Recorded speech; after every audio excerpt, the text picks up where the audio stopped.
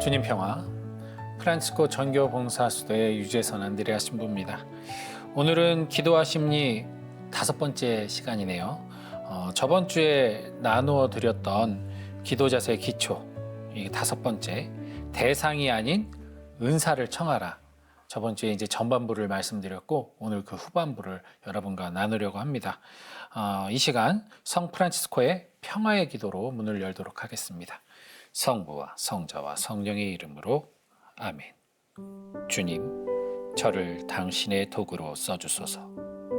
미움이 있는 곳에 사랑을, 다툼이 있는 곳에 용서를, 분열이 있는 곳에 일치를, 의욕이 있는 곳에 신앙을, 그릇됨이 있는 곳에 진리를, 절망이 있는 곳에 희망을, 어두움의 빛을, 슬픔이 있는 곳에 기쁨을 가져오는 자 되게 하소서.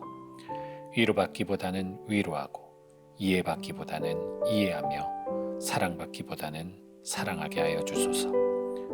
우리는 줌으로써 받고, 용서함으로써 용서받으며, 자기를 버리고 죽음으로써 영생을 얻기 때문입니다. 아멘. 성부와 성자와 성령의 이름으로 아멘. 네. 지난 시간 은사를 청하는 기도를 하자고 말씀드렸는데, 그러면 어떻게 기도하면 은사를 보다 더 화끈하게 받을 수 있을까요? 그 이야기를 나누기 전에 우선 여러분, 제가 지금 한번 드리는 이 예문을 한번 느껴보세요. 제가 기도를 많이 하도록 강한 신앙심을 청합니다. 제가 가족을 더 많이 사랑하도록 사랑하는 마음을 청합니다. 혹은 그녀를 용서하도록 인내심을 청합니다. 어떤 느낌으로 다가오시나요? 물론 이 기도는 선을 이루고자 하는 마음이 담겨있는 좋은 의지의 기도입니다. 하지만 이 기도들을 잘 살펴보면 신앙심, 그리고 애심, 그리고 인내심과 같은 마음의 결정을 청하는 기도임을 짐작할 수 있습니다. 하지만 어떤 일이든 마음만 먹는다고 이루어질 수는 없다고 제가 저번 시간에도 말씀드렸었죠. 은사를 청하는 기도에는 반드시 그에 상응하는 행동이 수반되어야 합니다. 그렇기 때문에 그 행동을 할 수 있는 힘이 필요하겠죠. 이제 바로 그 힘에 대해 여러분과 나누고자 합니다. 바로 시작 기도로 바쳤던 성 프란치스코의 평화의 기도입니다. 저희 수도의 사부님이시기도 하신데요. 이 성 프란치스코는 당신이 세운 수도회를 돌봐야 하는 총봉사자 직분을 수행했습니다. 그렇기 때문에 성인께서는 공동체의 성장을 위한 여러 가지 기도를 하느님께 청해야 했겠죠. 그러나 성인께서는 어떤 외적인 도움을 청하는 기도를 하지 않으셨습니다. 즉, 어떤 프란시스칸들의 선교를 위한 어떤 여건을 마련해 달라는 기도라던가, 혹은 수도의 확장을 위한 어떤 기회를 청하는 그러한 기도가 아닌 자신이 그것을 할 수 있는 힘을, 또 자신이 도구가 되어 이루어낼 힘을 청하십니다. 그리고 그것이 영생을 얻는 길임을 고백하십니다. 즉, 다짐만으로 끝나는 것이 아니라 적극적으로 실천하는 행동이 동반되는 기도를 바치는 것이죠. 먼저 위로하여 위로받고, 용서하여 용서받으며, 죽음으로써 영생을 얻게 해달라는 이 기도, 어디서 많이 들어본 것 같지 않습니까? 예수님께서 말씀하신 황금률, 복음에 나오는 그 황금률의 참된 정신입니다. 자신이 원하는 대로 해주는 것이 참된 구함의 자세임을 성인께서는 고백하고 계시죠. 자신이 실천하는 모든 뜻이 하느님의 은사로 더욱 선명해지고, 또 하느님의 영광을 드러내기를 바라는 참된 도구로서의 기도입니다. 이 기도는요, 진짜 제가 그간 말씀드렸던 기도 자세의 기초들이 고스란히 담겨 있어요. 우선 어떤 형식의 기도가 아닌 이 성인의 진심을 담은 기도입니다. 두 번째로 겸손하게 자신을 낮추어 바치는 기도죠. 하느님께서 해달라고 청하는 기도죠. 또 다양한 은사를 구체적으로 말로 청하는 기도입니다. 그리고 모든 영광을 하느님께 드리기 위해 이성적으로 좋은 언어를 선택하여 드리고 있습니다. 이후에 이제 드릴 기도 자세의 기초 6번째, 7번째도 이 안에 지금 포함이 되어 있는 거예요. 그래서 교회는 프란치스코를 제2의 그리스도라고 감히 선포할 수 있었던 것이 아닐까요? 너무나도 자유로우면서도 누구보다도 철저하게 예수 그리스도를 뒤따르는 그 모습, 그런 성인의 이 평화의 기도는 그 자체로 제2의 주님의 기도라 할 만할 것입니다. 또한 성 프란치스코는 이 기도 가운데 어떤 지향이든지 뭔가 없애거나 채워주기를 청하기보다는 그것을 변화시키는 힘을 청합니다. 즉, 외적인 어떤 것이 들어와서 자신을 채워주는 것이 아니라 자신의 내면 안에 가지고 있는 잠재된 달란트가 성령 하느님과의 협응을 통해 활성화되고 또 그것을 통해 실행할 수 있도록 은총을 청합니다. 미움을 회피하는 것이 아니라 사랑으로 변화시키고 다툼을 없애는 것이 아니라 용서로 화해시키며 절망을 포기하는 것이 아니라 희망으로 다시 일어서고 어두운 빛을 밝은 빛으로 바꿔서 우리가 암흑이라고 여기며 머물던 그 자리가 사실은 주님의 품 안이었음을 깨닫게 해주기를 기도합니다. 그리고 주고 용서하고 버림으로써 완전해지는 신비를 청합니다. 정말 역설적이죠? 하지만 이 기도는 진리입니다. 분명 세상은 우리에게 무언가를 더 받고 누군가를 싸우거나 경쟁해서 이기고 물질과 권력 등을 채우고 축적하는 것이 행복해지는 것이라고 가르치고 있고 또 요구합니다. 그래서 우리는 정말 치열하게 갖고 뺏고 채우려고 노력했죠. 그래서 여러분 행복하십니까? 물론 그렇지 않을 겁니다. 그럴 수밖에 없습니다. 그렇지 않은 시간들이 훨씬 많거든요.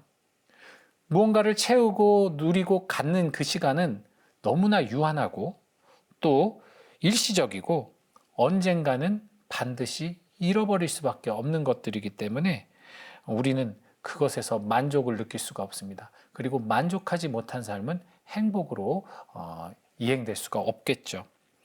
그렇다면 오히려 반대로 모든 것을 내어주고 오히려 영원히 잃어버리지 않을 것을 차지하게 된다면 우리가 완전한 행복을 누릴 수 있지 않을까요?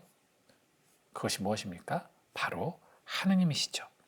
불변하시는 하느님, 영원히 잃어버릴 수 없는 그분의 인호를 이미 우리는 세례를 통하여 받았습니다. 그렇기 때문에 우리는 그분 안에 거하는 것이고 완전한 행복의 상태에 머문다 할 수 있겠죠. 다만 그럼에도 불구하고 원조의 타락 이후 가지게 된 이 불완전한 육신의 영향은 우리가 모든 것을 가졌음에도 모든 것을 잃어버릴 것 같은 두려움을 가지게 만들었습니다. 그것이 바로 고통이고 죽음입니다. 모든 피조물 중에 갑각류, 양서류, 파충류 이런 짐승들은 이제 뇌가 있어요. 뇌가 있는데 인간도 같은 뇌를 갖고 있는 게 있습니다. 바로 파충류의 뇌라고 불리는데요. 뇌관이라는 게 있어요. 이 뇌관의 작용으로 우리도 여전히 동물들처럼 살기 위해 회피하는 본능을 가졌습니다. 하지만 그러한 육적인 몸 안에 하느님께서는 영적인 능력을 심어주셨고 그래서 우리는 고통을 회피하는 것이 아니라 오히려 활용할 수 있는 지혜와 슬기를 가지고 있습니다. 그것이 바로 이해, 공감, 수용, 전념과 같은 고차원적인 이성 활동입니다. 프란치스코 성인의 이 평화의 기도의 바탕에는 어려운 상황을 수용하고 그것을 기반으로 그 상황에 대한 반응을 변화시키는 데 초점을 맞추고 있습니다. 이는 수용전념 치료의 기본 개념입니다. 미움을 수용하고 사랑으로 변화시킨다거나 다툼 속에서 발생하는 어떤 감정을 수용하고 용서하는 과정을 통해서 화해를 이루는 이런 긍정적인 노력을 실천함으로써 삶을 불행이 아닌 축복과 은총으로 이끌어내는 사고의 전환. 이게 수용전념 치료의 핵심 과정이거든요. 또 이런 긍정 마인드는 긍정 심리학의 핵심 개념이기도 합니다. 그 당시에 심리학이 없었음에도 불구하고 이미 성인은 훌륭한 심리학자여셨던 거죠. 그렇지만 그런 긍정의 사고로 전환하는 힘은 온전한 스스로의 노력으로는 불가능합니다. 매우 힘들어요. 이미 꽉 찬 과거 삶에서의 부정적인 경험과 환경 속에서 이것을 의지적으로 긍정적으로 전환한다는 것은 자칫 회피로 여겨질 수도 있습니다. 즉 그냥 덮고 넘어가지. 좋은 게 좋은 건데 그냥 잊고 털어버리자라고 내가 생각을 한다고 해봅시다. 그래서 생각의 파도만 잠재우면 뭔가 안정된 것 같이 느껴지겠죠. 하지만 그 고통과 불안과 두려움의 바위들은 잠잠해진 파도 밑에 그대로 머물러 있습니다. 누군가 파도를 한번 일렁이면 바로 솟아나올 수밖에 없겠죠. 그래서 실제로 그냥 이렇게 회피하고 덮으려고 하면서 살아가는 사람들이 많아요. 제가 상담을 하면서 그냥 뭐 사는 게 너무 힘들고 왠지 계속 불안하고 우울하고 뭔가 이렇게 이벤트가 일어날 때마다 마음에 고통이 많은 분들이 상담을 오시는데 왜 그런지를 모르시는 분들이 많아요. 그런데 상담을 하다 보면 이분들이 지난 시간 자신이 불가항력적으로 해소하지 못했던 미해결 과제라던가 혹은 너무나 고통스러운 나머지 그대로 회피를 하고 넘어가 버린 일종의 기억을 못하는 트라우마 같은 것들이 잠재되어 있다는 거죠. 그리고 그것이 그는 이성적으로 그것은 다 지나간 일이고 나에게 영향을 끼친다고 생각을 안 하고 있지만 그럴 수가 없죠. 자기의 기억 안에는 그것이 또렷이 남아있는데요. 그것이 순간순간 다른 형태로 신체적 신체화를 일으킨다거나 아니면 다른 상황에서 유발 요인들에 의해서 감정을 흔들어서 우울감을 만들고 밑도 끝도 없는 두려움을 만들고 불안을 만드는 경우들을 많이 봤습니다. 그래서 우리는 이런 나약함과 유한한 어떤 인성을 갖고 있기 때문에 스스로가 자신의 그런 불안전함이나 이런 요소를 알아차린다는 건 매우 힘들 수밖에 없죠. 그렇기 때문에 그리스도인들은 특별히 하나님께 도움을 청해야 할 것입니다. 기도 속에 작용하는 영적 흐름을 알아차리는 것이 중요합니다. 바람을 바꿀 수는 없지만 돛을 다르게 펼 수 있다라고 말한 아리스토텔레스의 격언처럼 외부가 아니라 바로 내 안에서 이루어지는 변화와 순응, 즉 풍랑을 잠재우도록 주무시는 예수님을 흔들어 깨우는 대신에 정말 죽으니까지 살려내시는 그리고 수천 명을 빵 5개와 물고기 2마리로 배불리 먹이시는 그 놀라우신 예수님의 능력을 믿고 담대하게 그 풍랑을 넘어가는 힘을 청하는 것이죠. 이 성 프란치스코의 이 기도의 바탕에는 바로 이 성령님의 은사가 머물고 계십니다. 즉 바꿀 수 있는 용기, 참아내는 인내, 식별할 수 있는 지혜와 슬기, 평화를 유지할 수 있는 온유, 순명할 수 있는 겸손. 참 많죠. 즉 내가 하고자 하는 그 기도의 지향과 은사가 더 잘 협응될 수 있도록 그 기도는 더욱 강력해지고 아름다워지는 겁니다. 흔히 7가지 성령의 은사라고들 하지만 사실 은사는 무궁무진합니다. 우리 인류가 지금 70억인가요? 70억이 있다면 70억 개의 은사가 있는 거예요.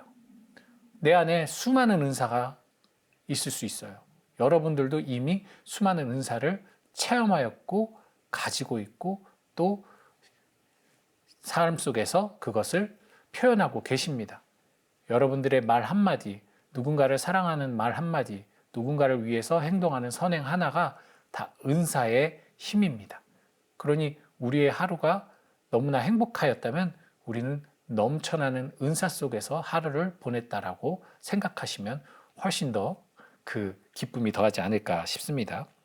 그런데 안타깝게도 우리는 원해서 이 땅에 태어난 사람들이 아니죠. 우리에게 주어진 이 세상 또한 우리의 사고의 범주 안에 있지 않습니다. 나의 주변, 지금 저 같은 경우도 이 방송국, 스튜디오 이 안에서 있기 때문에 제가 볼 수 있는 것은 이곳이 전부예요. 제 눈 시야 바깥에 있는 것을 저는 알지 못하죠. 그만큼 우리는 너무나 좁은 시야와 너무나 좁은 경험에 의한 적은 경험에 의한 좁은 사고 속에서 살아갈 수밖에 없습니다. 그렇기 때문에 사실 우리가 아는 것보다 모르는 게 훨씬 더 많은 세상이죠. 그래서 우리가 이런 세상을 살아가기 위해서는 수많은 시행착오와 경험, 그리고 학습과 수련을 거치면서 성장해 가야만 합니다. 신앙의 여정 또한 마찬가지입니다. 우리가 직면하는 세상을 회피할 수 없듯이 우리의 기도가 아무리 절실하다 해도 그저 피하고 없애고 이루어지기만을 바라는 기도는 그 효력이 미미할 수밖에 없습니다.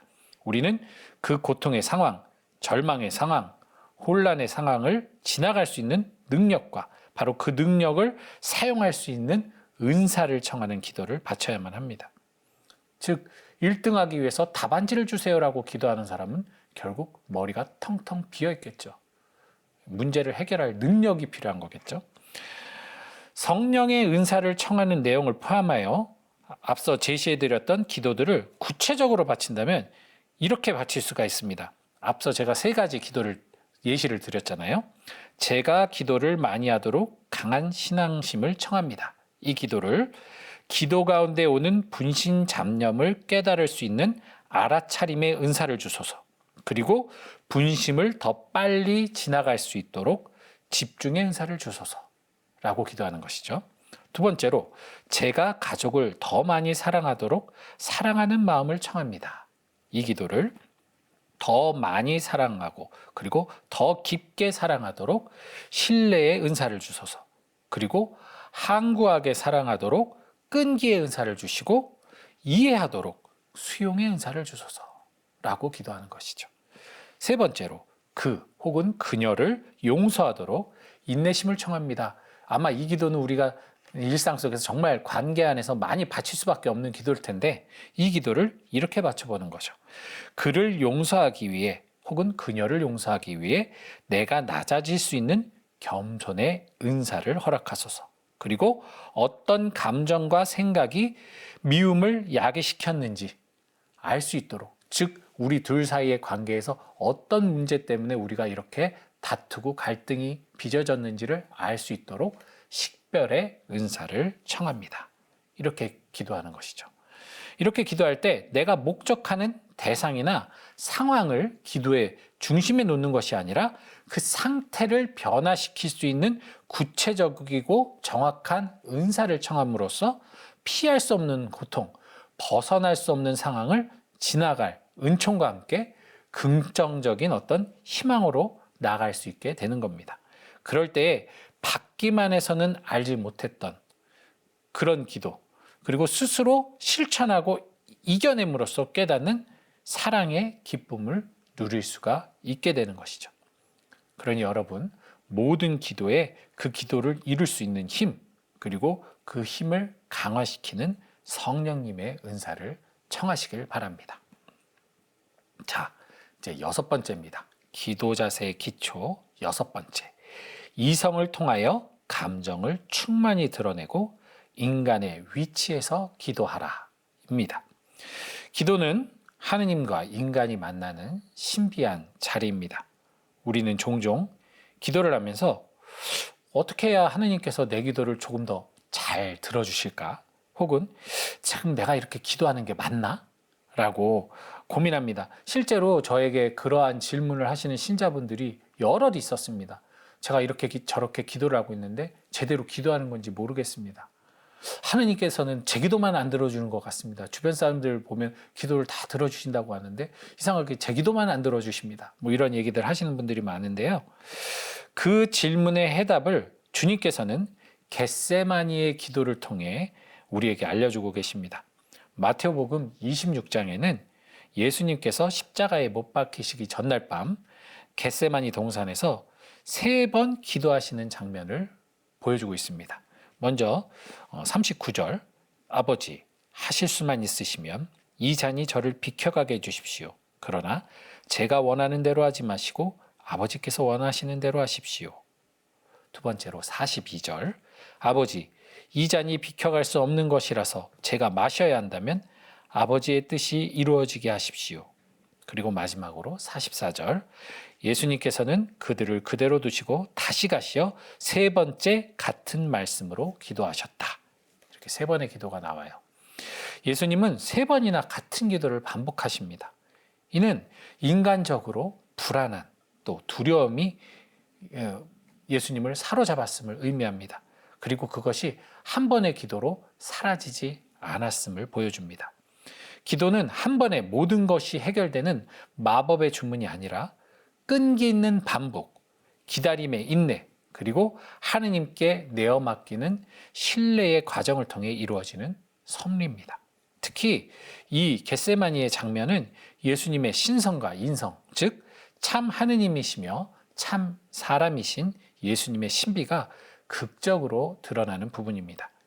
예수님은 죽음의 두려움, 고통, 불합리함 등의 감정을 숨기지 않고 하느님께 소리내어 드러내십니다. 가톨릭교회 교리서 612항을 통해 교회는 예수님의 인간적 의지가 신적 의지에 순명하는 순간이 바로 구원의 신비의 핵심임을 강조합니다.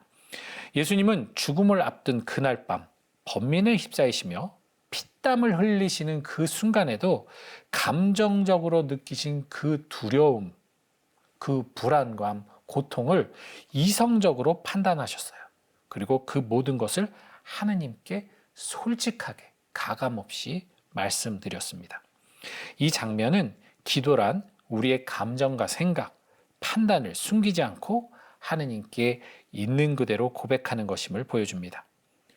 예수님께서는 아버지, 나 죽기 싫어요. 이 잔을 제게서 치워주세요. 라고 인간적인 말씀을 드린 뒤에 그러나 아버지께서 원하시는 대로 맡길게요. 라고 기도의 주도권을 하느님께 넘겨드립니다. 이것이 바로 믿음의 순명이라고 합니다. 오베덴티아 피데이라고 하고요. 이것은 가톨릭 영성의 핵심입니다. 그리고 예수님의 겟세마니 기도는 오늘날 인간 심리를 다루는 다양한 심리학 분야에서도 매우 건강한 감정 표현의 본보기가 됩니다. 현대 심리학의 다양한 연구에서도 현실적인 고통과 두려움을 외면하지 않고 있는 그대로 드러내고 수용하는 과정을 중시합니다. 앞서 말씀드린 수용 전념 치료라던가 게슈탈트 치료라던가 정신분석, 개인심리학에서도 이 비슷한 주제를 다루고 있습니다. 감정은 억누를수록 내면에 쌓여서 심리적 불안과 우울, 그리고 신체 증상 등으로 나타날 수 있습니다. 그러나 감정을 인식하고 언어로 표현하고 또 그것을 다시 받아들이는 과정은 자기 자신을 치유하고 성장시키는 핵심적인 단계입니다. 기도 안에서 자신의 감정을 솔직히 드러내면 내면의 혼란이 정돈되고 자기 객관화가 이루어집니다. 특별히 여러분들 고해성사도 일종의 기도로 볼 수 있잖아요. 고해성사는 나의 죄를 말하는 것이지만 그것이 말 그대로 기도잖아요. 주님, 제가 잘못했습니다. 제가 이런 잘못 저런 잘못을 했고 이런 죄를 지었습니다. 용서해 주세요. 기도잖아요. 근데 그 기도의 순간에도 갈팡질팡하는 분들이 많아요. 느껴져요. 본인이 이 죄를 고백해야 될까 말아야 될까를 고민하면서 기도하시는 분도 계시고 이 죄를 어떻게 하면 저 신부가 기분 나쁘게 받아들이지 않게 좋게 받아들일 수 있을까 고민하면서 고백하시는 분들도 여럿 있습니다. 실제로 그것에 대한 의문을 저에게 던지는 분들도 많아요. 어떻게 죄를 고백해야 되나요? 죄의 범위가 어딘가요? 고백할 때 어떤 자세를 취해야 되나요? 이런 질문을 많이 하시는데요. 단순합니다. 가감없이 솔직하게 있는 그대로. 예. 사실 이 과정을 저는 게슈탈트 상담에서 제가 체험한 한의자 기법으로 통해 좀 많이 체험을 했습니다. 한의자 기법이란 내담자와 마주보는 빈 의자를 두고 그 의자에 실제 어떤 인물, 나와 대립이나 갈등이 있던 어떤 뭐 부모님이 될 수도 있고 친구가 될 수도 있고 어떤 지인이 될 수도 있는데요. 그 사람, 갈등을 빚는 사람을 이 거기 앉아 있다라고 상상을 하거나 혹은 내 내면, 나의 억압된 감정, 나는 이것을 너무 하고 싶은데 하지 말아야 된다라고 생각하는 나의 어떤 강박적인 관념들을 나의 앞에 놓는 거죠. 또 다른 내가 그 앞에 있다라고 생각을 하는 겁니다. 그래서 그 상상 속에서 내가 대화를 나누는 방법이에요. 이 기법을 통해서 내담자는 자신이 평소에 표현하지 못했던 자기 내면의 감정이나 생각을 자유롭게 말할 수도 있고 갈등이나 미해결된 과제를 직면하면서 감정을 해소하거나 새로운 통찰을 얻을 수 있습니다. 또한 내면의 다양한 부분들, 예컨대 양가 감정 사이의 대화를 통해 자기 이해와 통합을 돕는 데도 활용이 됩니다. 물론 상대방의 말도 내가 지어내서 하는 거잖아요. 상대방이 실제로 있는 게 아니니까요. 하지만 사실 여러분 생각해 보시면 우리가 대화를 누군가 할 때 그 사람이 말하고자 하는 의도를 제가 온전히 다 파악할 수 없어요. 그 사람의 말의 의도를 파악하는 건 순전히 저의 경험과 저의 그 사람에 대한 어떤 그간 생각해왔던 선입견이나 판단을 통해서 그 사람의 말을 분석할 뿐이죠. 마찬가지입니다. 제가 그 사람과 대화를 하려고 하는데 내가 도무지 이해되지 않던 부분을 그 사람을 상정해 놓고 그 사람과 대화하면서 나의 이해 범위 안에서 그것을 수용하고 받아들일 수 있는 작업. 이것이 바로 한의자 기법의 매우 중요한 핵심입니다. 물론 한의자 기법은 아무 때나 할 수 있으면 안 됩니다. 가장 마음이 열리고 가장 내 자신이 솔직하게 드러나는 순간에 이 한의자 기법을 활용하면 정말 극적인 효과가 일어나요. 그러지 않으면 오히려 거부 반응이 일어나고 더 큰 상처로 이루어질 수 있기 때문에 매우 조심스럽고 예민한 작업이 필요합니다. 저는 근데 이 한의자 기법을 통해서 상당히 큰 하나님의 은총을 받았어요.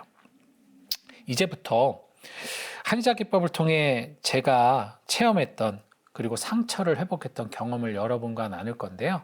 저에게 있어서는 매우 의미 있는 체험이었고 이 체험이 여러분들에게도 새로운 모습으로, 새로운 이해로 또 새로운 실천으로 받아들여지길 바라는 마음으로 나누고자 합니다. 제가 어릴 적 5살 터울이었던 저희 형님은 홀어머니가 직장을 다니시는 관계로 거의 저를 양육자처럼 키웠습니다. 5살밖에 차이는 안 났지만 형님은 저에게 아버지 노릇을 했어요. 그리고 저도 형님을 너무 사랑했고 존경했기 때문에 정말 가까이 지냈고 친하게 지냈고 행복하게 살았었습니다. 그런데 세월이 흘러서 저도 어른이 되고 저는 수도의 사제로, 저희 형님은 교구 사제로 살게 되었는데요. 근데 제가 이미 어른이 됐고 저의 삶이 이제 형님과는 다른 길을 걷고 있는데 사제라도 수도자의 삶과 교구사제의 삶은 다르니까요. 형님은 여전히 저를 당신이 사춘기 시절 키웠던 꼬맹이 재선이로 보고 있었습니다. 그래서 저의 의견을 무시하거나 어떤 대화를 하면 고집을 부리곤 했습니다. 심지어 자신이 잘못을 했음에도 불구하고 자존심 때문에 동생에게 사과하는 것이 마치 아버지가 자녀들에게 사과하는 게 힘든 것처럼 사과를 하지 않고 자존심을 세우는 모습에서 서운함과 분노가 쌓여갔었죠. 형님이 매우 힘든 시기를 겪을 때가 있었습니다. 그때 되게 많이 힘들어하길래 저도 형님을 돕기 위해서 여러 가지 조언을 해드렸는데요. 그때 형님은 이를 무시를 했어요. 그리고 형님은 더 큰 좌절을 겪게 되었습니다. 저는 물론 속상하고 안타깝긴 했는데 형님의 상황이 당연하다고 생각을 하고 형님의 고집이 만든 결과라 여겼습니다. 그럼에도 불구하고 힘든 형님을 외면하고 미워하는 제 자신이 점점 괴로워졌습니다.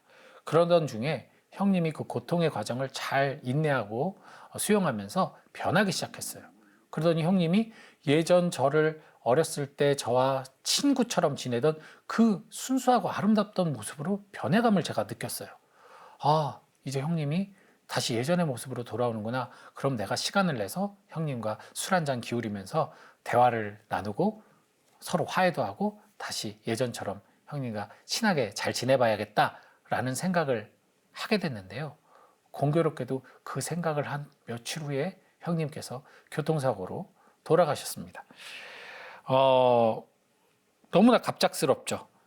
형님과 제대로 어떤 대화도 못하고 또 용서하거나 용서받지도 못했고 충분히 사랑하지도 못한 채 이별하게 된 저는 그 죄책감, 미움, 막 슬픔이 뒤섞인 그 감정의 소용돌이 속에서 깊은 우울에 빠졌습니다. 기도도 많이 했고요. 피정도 많이 다녔어요. 뭐 치유 피정 같은 거. 그리고 일을 많이 하면 잊을 수 있다고 누가 그래가지고 일도 정말 그때 열심히 했던 것 같아요. 그런데 이 혼란을 잠재울 수가 없었습니다. 감정의 무게를 덜 수가 없었어요. 그때 제가 상담을 하고 있었는데요. 상담을 받던 중에 바로 이 한의작 기법을 할 기회가 생겼습니다. 빈 의자를 마주하고 저는 조심스럽게 반대편 의자에 앉았습니다.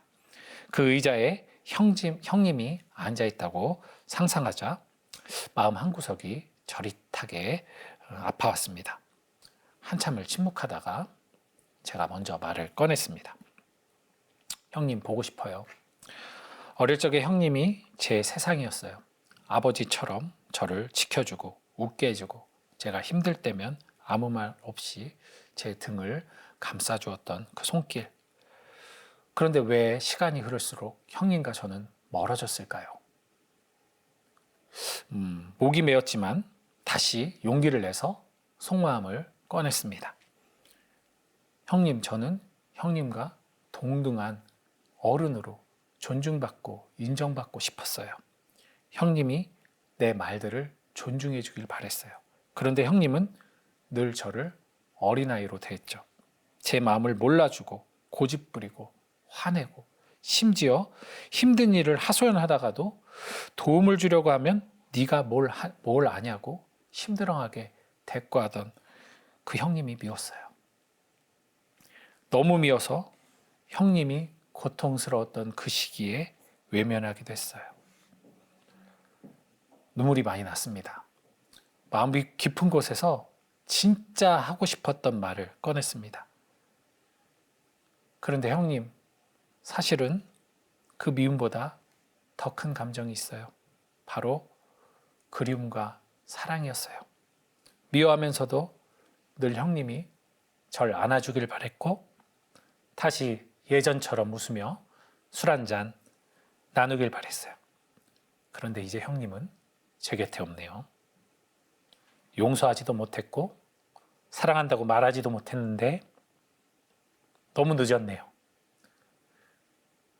그리고 이제 말을 계속 못했어요. 못하고 있으니까 상담자가 자리를 바꿔서 이제 형님 자리로 가서 이야기를 해보라고 하더라고요. 그래서 저는 다시 마음을 가다듬고 자리를 일어나 이번엔 형님 자리에 앉았습니다. 그리고 제가 형님에 대해서 형님의 심정으로 답을 했습니다. 어떤 의식을 한 것도 작정을 한 것도 아닌데 마치 정말 형님이 나에게 하는 말처럼 제가 말하면서도 제게 그렇게 들리더라고요. 재선아, 미안해. 재선이가 어른이라는 걸 알면서도 나도 모르게 너를 어린아이로 바라봤다. 꼬맹이 내 동생 재선이가 얼마나 이쁘고 귀여웠고 사랑스러웠는지 난 늘 재선이가 그때 그 모습 그대로 순수하게 상처받지 않고 해맑게 살기를 바랬던 것 같아. 그래서 내 방식대로 널 지키고 싶었어. 하지만 내 고집이 너에게 상처가 될 줄은 몰랐어. 재선이가 나에게 해준 말든 그때는 형이라는 자존심 때문에 듣지 못했지만 이제 와서야 내 진심을 알겠다. 힘든 내 곁에 있어주지 못했다고 미워했다고 자책하지 마. 나는 내가 늘 자랑스러웠고 가장 사랑했다. 이 말을 한 후에 한참을 울면서 그 자리에 머물렀습니다. 그리고 다시 감정을 추스른 후에 다시 제자리로 돌아와서 마지막으로 형님께 이렇게 말했습니다. 형님, 이제 알겠어요. 형님도 저처럼 서툴렀던 거죠. 저도 미안해요. 형님을 미워했던 시간만큼 더 깊이 사랑할게요. 형님, 이제 편히 쉬세요. 그리고 저도 형님을 용서하고 저 자신도 용서할게요. 이렇게 의자 앞에서 형님과의 대화를 마치고 나니 가슴 깊은 곳에 맺혀있던 슬픔 그리고 죄책감이 눈물과 함께 흘러내리는 것 같았습니다. 대화를 통해서 얽히고 설켰던 그 감정들의 실타래를 하나씩 풀어가고 이해해가는 이성적 과정이 저를 어둠에서 빛으로 이끌어 주었습니다. 자신을 용서하고 용서받을 수가 있었습니다. 그리고 비로소 형님을 제대로 주님 품으로 보내드릴 수가 있었습니다. 우리는 종종 감정이나 생각을 완전히 드러내지 않는 것이 미덕이라 여기는 경우가 있습니다. 하지만 내면의 고통, 불안, 슬픔이 깊어질 때는 그것을 온전히 토해내야 합니다. 남겨두면 마치 뿌리를 남겨둔 잡초처럼 다시 자라납니다. 감정이 올라올 때 이성적으로 설명하는 건 상당히 어렵죠. 하지만 반드시 필요한 훈련입니다. 이성은 감정을 억누르는 것이 아니라 감정의 불을 안전하게 다루는 역할을 합니다. 마태오복음 26장 38절에서 예수님께서는 두려움 앞에서 잠에 빠진 제자들에게 이런 감정의 표현을 하십니다. 그것을 직역하면 내 마음이 심히 고민하여 죽게 되었다. 그러니 너희는 여기 머물러 나와 함께 깨어 있어라. 인데요. 예수님의 감정이 정말 혼란스럽고 죽음이 죽을 만큼 심란하심을 명확하게 표현하시면서 이성적으로 그 근심을 제자들이 깨어서 함께 머물러 주기를 청하고 계십니다. 즉 제자들이 깨어있는 것만으로도 그분은 위로와 용기를 얻을 수 있음을 말씀하신 건데요. 참 인간이신 예수님의 생생한 감정 전달을 우리는 이 말씀 속에서 체험하게 됩니다. 이처럼 이성적으로 감정을 설명하면서 주님께 은총을 청할 때 내 마음이 정돈되고 내적 평화를 얻을 수 있습니다. 그래서 우리는 기도 때 이성을 활용해서 감정을 잘 다룰 수 있어야 합니다. 우리의 이성을 감정을 숨기거나 상대방을 공격하는 데 쓰지 말고 내 감정을 객관적으로 설명하는 데 사용해야 할 것입니다. 이런 기도는 내 마음을 하느님께 온전히 드러내고 내적 안정과 평화를 얻는 데 목적이 있습니다. 기도의 결과를 하느님께 맡기고 나는 내 몫을 다하는 것에 집중할 때 우리의 기도가 주님의 뜻 안에서 이루어지는 기적을 경험하게 될 것입니다. 예수님은 하느님이시지만 인간의 자리에서 감정과 두려움을 솔직하게 고백하셨습니다. 그리고 하느님의 뜻을 구하며 기도의 결말을 하느님께 맡기셨죠. 이것이 가장 완전하고 정확한 기도법입니다. 예수님께서는 바로 삶과 죽음 앞에서 갈등하는 자신을 마주하셨고 또 의로운 이의 죽음을 원하시는 아버지 하느님의 뜻을 따르려는 그 생각과 그 계획을 거두기 바라는 인간 본성적 뜻의 갈등을 마주하셨습니다. 그리고 그 감정을 인식하고 언어로 정리하셔서 표현하심으로써 감정에 휩쓸리거나 지배당하지 않으시고 감정을 다스릴 수 있게 되십니다. 그래서 의지하고 팠던 제자들마저도 결국 눈을 뜨지 않고 잠들어 버렸잖아요. 그만큼 그들이 외면을 하는 그 상황, 그들이 함께 옆에 있어주는 것만으로도 그 두려움이 경감될 것이라 기대하고 바랬지만 그 외적인 조건마저도 상실됐을 때 예수님은 우리처럼 외적 조건이 상실됐기에 나는 불행하다, 나는 외톨이다라고 좌절한 것이 아니라 오히려 그 고독하고 두려웠던 순간에도 심적인 안정과 내적 평화, 온유함을 되찾을 수 있었던 것입니다. 호랑이에게 물려가더라도 정신만 바짝 차리라는 우리의 속담처럼 예수님께서는 그 감정의 소용돌이 속에서도 이성의 끈을 놓지 않으셨던 거예요. 근데 이게 평상시에 내가 평상시에 그렇게 혼란할 때 이성적으로 해야지 라고 생각만 한다고 해서 이루어지는 게 결코 아니라는 거예요. 이것은 훈련이 필요합니다. 그래서 이 기도 자세는 여러분들이 평상시 기도하실 때 내 감정이 올라오는 것을 이성적으로 풀어서 해석하고 해설하는 연습을 해보시길 바랍니다. 이것은 기도뿐만 아니라 여러분 일상생활 속에서도 정말 많은 도움이 될 거예요. TV나 누구 이렇게 어떤 주변에 논리적으로 말 잘하는 사람들 보시면 부럽죠. 와, 저 사람은 어떻게 저렇게 즉흥적으로도 말을 논리적으로 잘할까? 부럽죠. 그 사람들이 그냥 한 거겠어요? 원래 뭐 재능이 있어서 한 거겠어요? 뭐 재능도 요만큼 있겠지만 그것은 끊임없는 훈련과 노력 덕분입니다. 나는 못해가 아니라 사실 나는 노력하지 않는 거죠. 여러분들 기도도 사실 노력이 필요한 거예요. 훈련이 필요한 겁니다. 그래서 방금 말씀드린 대로 내 감정의 언어를 감정의 느낌을 이성적 언어로 표현할 수 있는 훈련을 자주자주 하시기 바랍니다.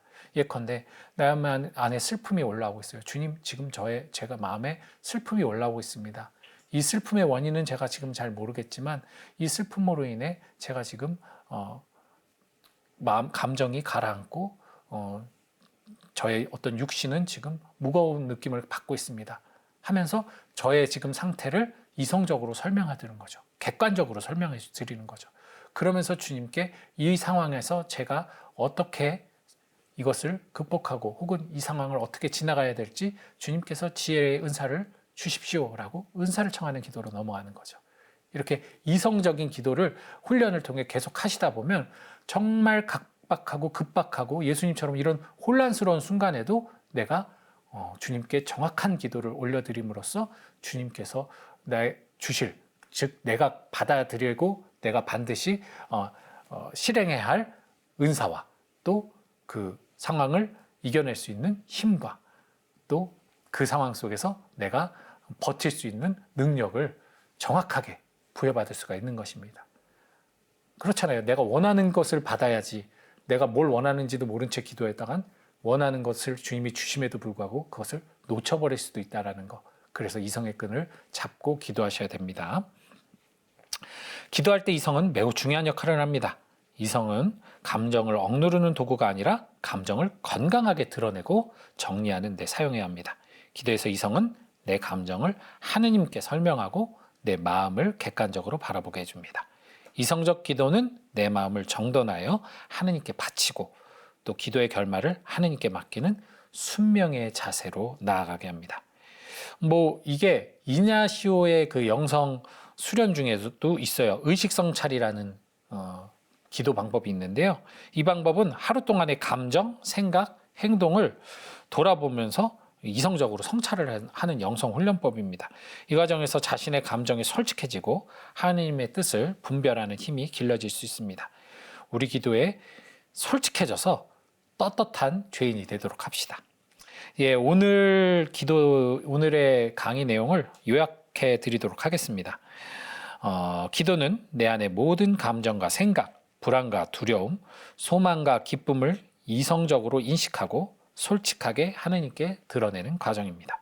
기도는 자기 성찰과 치유의 길이고 하느님과의 인격적 만남이며 내면의 진실을 통해 하느님의 뜻을 분별하고 순명하는 길입니다. 감정과 이성이 통합된 기도는 내적인 평화와 용기 그리고 하느님께서 주시는 은총의 통로가 됩니다. 기도는 하느님과의 만남임과 동시에 나 자신과의 만남이기도 합니다. 예수님께서 보여주신 기도의 본을 따라 감정과 이성을 조화롭게 드러내면서 하느님께 내 삶을 내어 맡기는 신앙의 여정을 걸어갑시다. 하느님께서는 우리의 기도를 들을 준비를 늘 하고 계십니다. 이제 우리의 차례입니다. 오늘 강의는 여기서 마치기로 하고요. 마침 기도로 이 시간 끝맺도록 하겠습니다. 성부와 성자와 성령의 이름으로 아멘. 주님, 이 영성 강의를 통해 배운 지혜의 씨앗이 저희 삶에 뿌리 내리게 하소서. 매일의 기도 속에서 형식이 아닌 진심을 담아 당신께 나아가게 하시고 은사를 청하는 기도로 내면의 변화를 이루어가는 은총을 허락하소서. 어려운 상황 앞에서 회피하지 않고 수용하며 성장하는 믿음을 주시고 분심과 잡념을 알아차리는 깨달음으로 더 깊은 기도의 길을 걷게 하소서.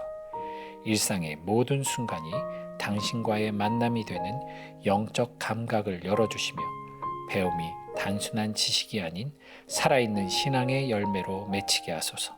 이 모든 기도 우리 주 예수 그리스도를 통하여 비나이다. 아멘. 성부와 성자와 성령의 이름으로 아멘.